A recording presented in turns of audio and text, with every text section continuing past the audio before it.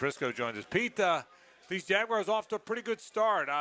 Where do you rank that win against Kansas City Monday night? It was a pretty big one as I see it.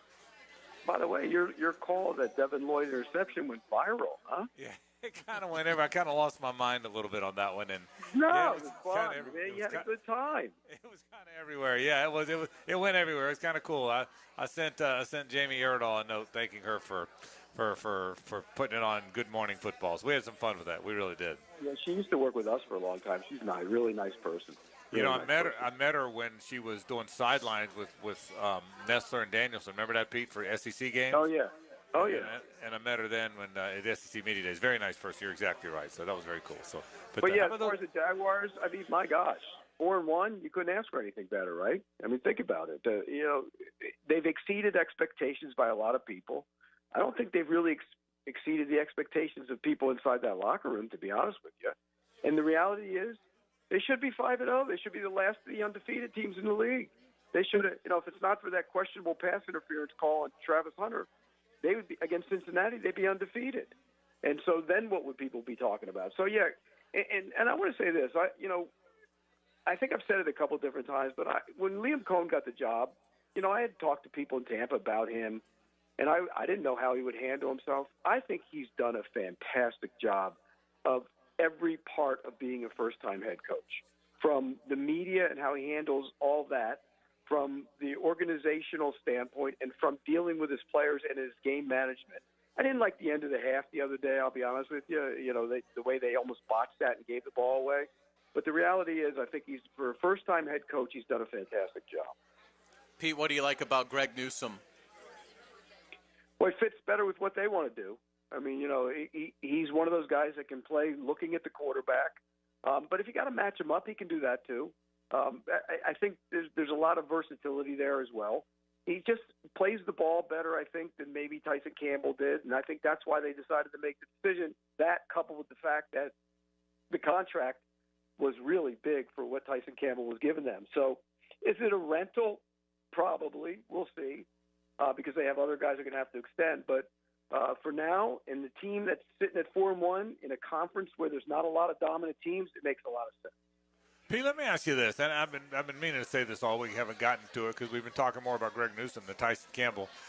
He makes too much money now for this to be in play, but I think Tyson Campbell is one of those big corners who become safeties, Rod Woodson or Mel Blount or Jalen Ramsey maybe in a year or two. I think he's one of those big corners who's physical, tough, fast, but not a very good turn and cover guy, not great hips. Is that a again, he makes too much money now, I get it. But could Tyson Campbell end his career the last 4 or 5 years as a safety, in your opinion? Well, it'll be interesting to see what he does with Cleveland because we know they play a lot more man-to-man. And, and we'll see how they play in that scheme. But I think that's their plan for him is to be able to get physical, turn and run with guys. And I'm with you. I don't know if he's got the hips or the ball skills, by the way, to be an every down elite corner, particularly for that money. So maybe they do move him inside. The hardest trick with that one, though, Frank, it's one thing to come up and tackle in the run game when you're playing corner. It's an entirely different animal when you're playing safety. You got to come up and fill and hit that your running back when he's going full bore in the hole. So some guys can do it. Maybe he can do it, but I think for now the idea is for him to be an outside cover corner for the Browns. That's a great point you made. Being a physical cornerback, which he is different than being a physical safety because that's almost like being a linebacker. It's a great point. Tell us about Seattle, Pete. What are we getting? Because I think Seattle's pretty good. What are we getting when they come to town? Well, they are pretty. Their front seven, or at least the front four, is really good. I mean, they get after the quarterback, and McDonald's a good defensive coordinator, coach. So that's going to be a challenge for the offensive line. The good news is for Jacksonville is there's banged up in the secondary.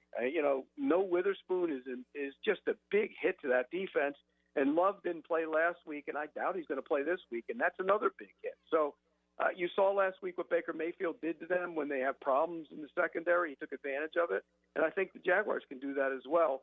Offensive line, couple good players, not great. The interior isn't fantastic, although the rookie's going to be a good player. And then, Smith and Jigba can do it all. I mean, he's on the cusp of being one of those elite receivers in this league. And Sam Darnold, I mean, he's played at you talk about a league where people aren't driving the ball down the field. He's driving the ball down the field. And so that's That's the thing with him, is he can take the big shots, the deep shots.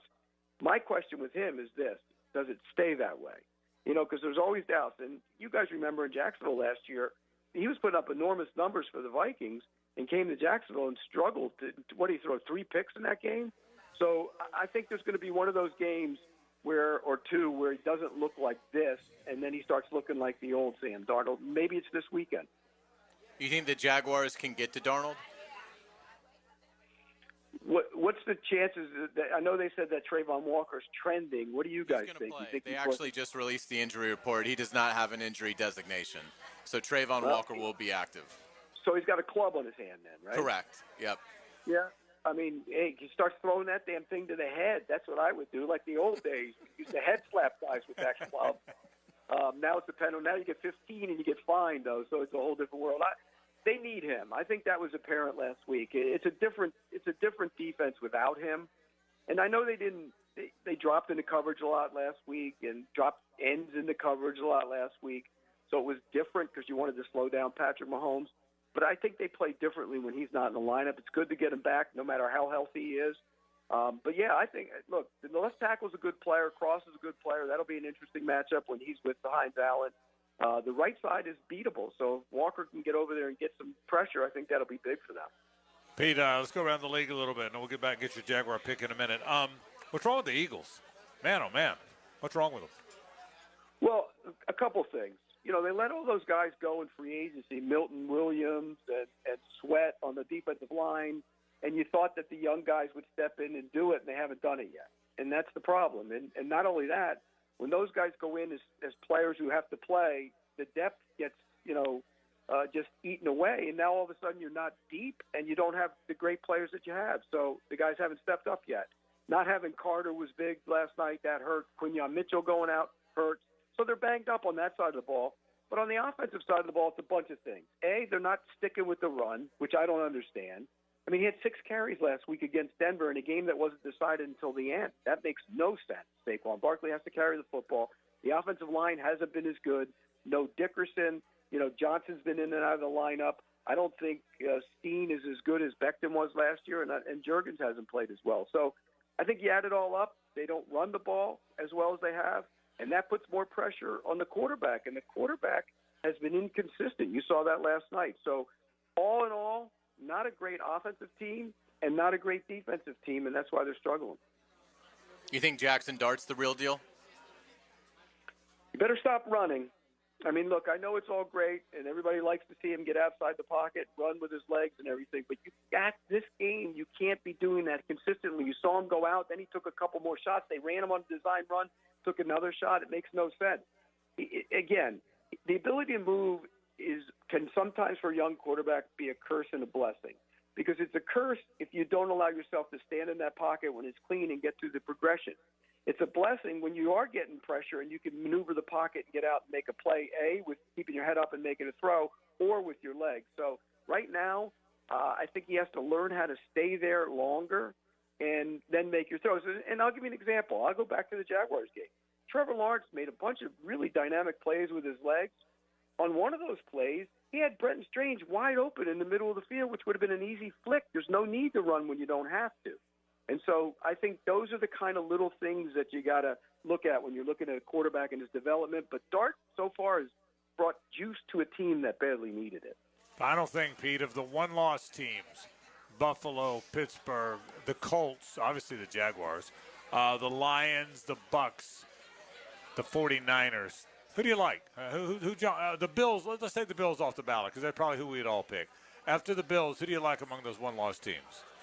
It's probably the Lions, and the problem with the Lions right now is they're so banged up in the secondary. I mean, they're down to corner 3 and 4 as starters, and that's a problem. So, and they go to Kansas City this week and face a wounded animal that has to have a win.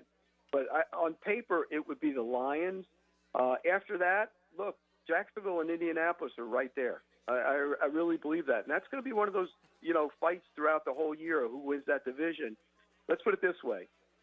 Jacksonville's going to beat them in Jacksonville because they always do. It'll come down to whether they can beat them in Indy. And look, we go talk about these quarterbacks becoming who you are. At some point, Daniel Jones is going to look like Daniel Jones. Let's be real. It's going to happen. I don't know when it's going to happen, but it will happen. Pete Prisco checking in, talking sports from CBSSports.com, brought to you by Showtime. Pete, who wins, Jags or Seahawks? Jaguars win. I think they win this one. They go to London and maybe get that one, and all of a sudden you could be looking at 6-1.